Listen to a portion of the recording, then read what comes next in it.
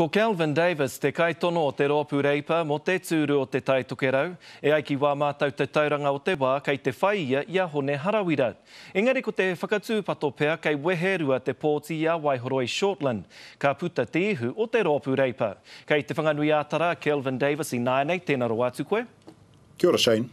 Kei te tika pea a hekia me tana pātai, māwai rā tēnei kaupapa āwhine i ngā mātua whakawhānau pēpi e utu.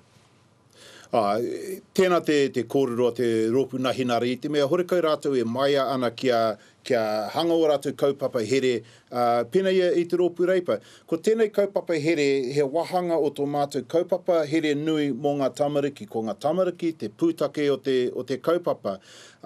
He wahanga anō kia hakapakari te utu mō ngā whānau, kia whakatū he tari kāwanatanga mō ngā tamariki, he minita mō ngā tamariki, kia horekau he utu mō ngā haerenga ki ngā tākuta.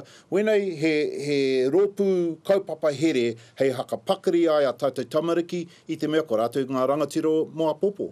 Tika tēnā, engari kāre anō koe kia whakautu i taku pātai. Māwai e nei kaupapa katoa, era kua whakararangi hia mai e koe e utu. Kua rongo mātou ia Phil Goff i mua ake nei, e mea ti ana nā te Rōpū Reipa i horahia tō mātou kaupapa mō ngā pūtea i tērā wiki, kei roto wera pepa, wera mea, te whakautu ki taua pātai. Hore kaua hau tētei o te Rōpū tiaki i te pūtea ko David Cunliffe, ko Phil Goff mā, nā rātou wera whakaritea i mahia. Engari i te mutu ngāke, e mea ana koe, kei a koutou te mahere, hei whakatīnana i e nei kaupapa katoa, ne? Ai, e tikana, koia ngā kōrero ko rongo nei tātu katoa i a Phil Goff i mua ake nei, kei a tātou te māhere, nā rātou i tirohia ngā utu o wenei kaupapa here, kei a rātou te māhere. No te mea, ko te whakaaro kei te rere i te takiwara, kei te whāngai rare noiho koutou te Rōpū Reipa, kia toai koutou i tēnei kōwhiringa pōti o te motu. Kāore pea he tino kiko i roto i ngā kaupapa nei. He hato whakautu ki e rā whakahe. E whakahe ana hau e nā kōrero. Ko te Rōpū Reipa, te rōpū tōranga pū e tino maia ana kia mahia wenei whakaritenga tino ua.